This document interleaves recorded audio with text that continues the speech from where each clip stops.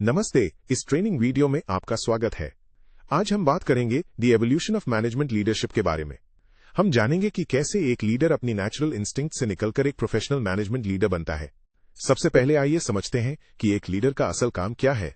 अगर आप एक एब्सोल्यूट बिगिनर हैं तो ये जान लें कि लीडर का काम सिर्फ आदेश देना नहीं है। उसका मुख्य काम है अपने ग्रुप को सही डायरेक्शन यानी दिशा दिखाना और गाइडेंस देना। इसका मतलब है कि टीम के सदस्य एक साथ मिलकर इफेक्टिवली काम कर सकें। इसके लिए लीडर को शारीरिक मेहनत फिजिकल एफर्ट से ज्यादा मानसिक मेहनत मेंटल एफर्ट करनी पड़ती है, ताकि वो सही रास्ता चुन सके और टीम को उस पर चला सकें।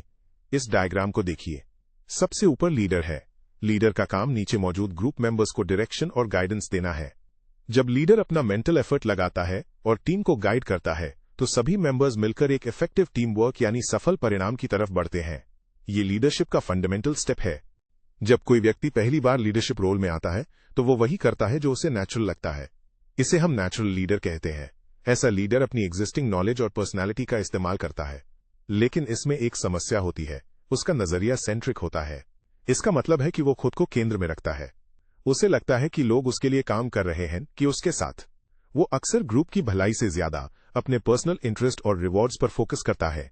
ये एक बिगिनर की कॉमन गलती होती है। ये डायग्राम एक नेचुरल लीडर की सोच को दर्शाता है। बीच में नेचुरल लीडर है।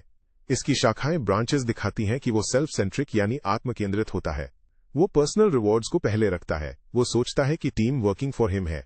उसका पूरा फोकस इमीडिएट रिजल्ट्स और खुद के क्रेडिट पर होता है। ये एक शुरुआती दौर की सोच है। अब देखते हैं कि एक नेचुरल लीडर काम कैसे करता है। उसकी आदत होती है एक्ट फर्स्ट थिंक लेटर, यानी बिना गहरी प्लानिंग के तुरंत काम शुरू करना। वह अपनी ऑर्गेनाइजेशन को सिस्टम्स के आधार पर नहीं बल्कि खास लोगों इंडिविजुअल्स के आसपास बनाता है। वह ऐसे लोगों को की पोजीशंस देता है जो इंटेग्रिटी रखते हो लेकिन उससे कोई सवाल ना पूछें। इसका नुकसान ये होता है कि कुछ खास लोगों पर ही सारी जिम्मेदारियां आ जाती हैं, चाहे वो काम उनसे रिलेटेड हो या ना हो। इस फ्लोचार्ट को देखें। नेचुरल लीडर अपने पसंदीदा की इंडिविजुअल को चुनता है।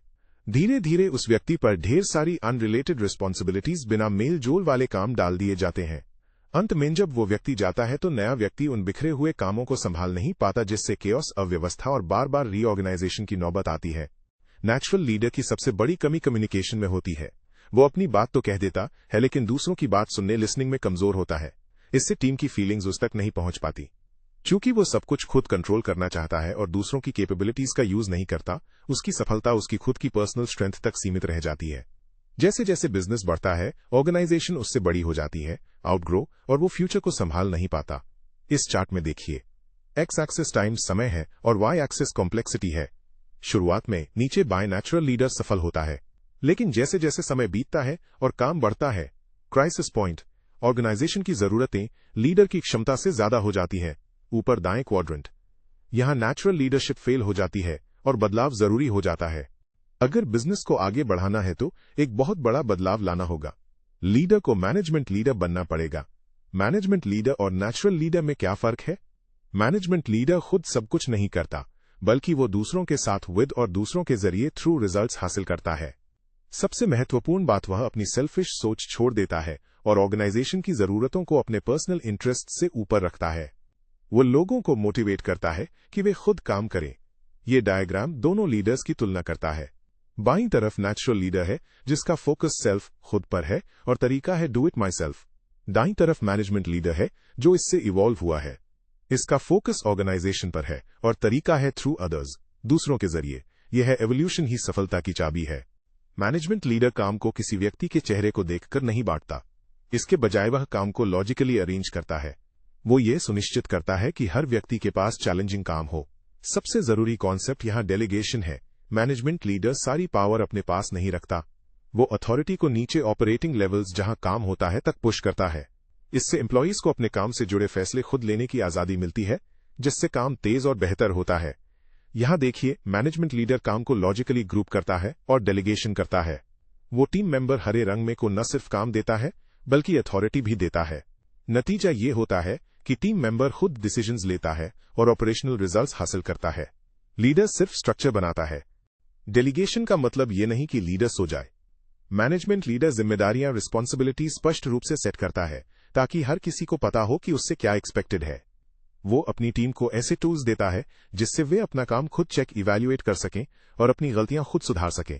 इससे लीडर का काम आसान हो जाता है। वो हर छोटी बात में दखल नहीं देता। वो केवल तभी इन्वॉल्व होता है जब कोई काम प्लान के मुताबिक नहीं चल रहा हो। इसे मैनेजमेंट बाय एक्सेप्शन कहते हैं। ये स्टेट डायग्राम प्रोसेस को समझाता है। लीडर रिस्पॉन्सिबिलिटी तय करता है, फिर स्टाफ सेल्फ इवैल्यूएशन करता है। अगर काम ऑन ट्रैक है तो लीडर कुछ नहीं करता। अगर काम ऑफ ट्रैक गड़बड़ है, केवल तभी लीडर इंटरवेंशन होता है। इसे हम एफिशिएंट कंट्रोल कहते हैं, क्योंकि लीडर का समय बचता है। वीडियो के अंत में हम मैनेजमेंट गुरु पीटर ड्रकर की बात याद रखते हैं। उन्होंने कहा था कि लीडरशिप का मतलब सिर्फ अच्छी पर्सनालिटी होना या दोस्त बनाना नहीं है, वो तो सेल्समैनशिप है। असली लीडरशिप है अपने साथियों की विजन को ऊंचा उठाना और उनकी परफॉर्मेंस को बढ़ाना। एक लीडर को यह समझना होगा कि मैनेजमेंट एक सीरियस डिसिप्लिन है, जैसे कोई भी साइंस। इसे सिस्टमैटिक तरीके से सीखना पड़ता है। रिजल्ट्स पाने के लिए आपको मैनेजमेंट लीडर के तौर पर इवॉल्व होना ही पड़ेगा। ये डायग्राम निष्कर्ष है। ट्रेडिशनल व्यू पर्सनैलिटी से हटकर ट्रू लीडरशिप की तरफ बढ़ें। इसका मकसद है विजन को लिफ्ट करना, स्टैंडर्ड्स को रेज करना और व्यक्ति की पर्सनैलिटी को उसकी सीमाओं से आगे बियॉन्ड लिमिटेशंस ले जाना। ये सब सिस्टमैटिक नॉलेज, मैनेजमेंट डिसिप्लिन से ही संभव है।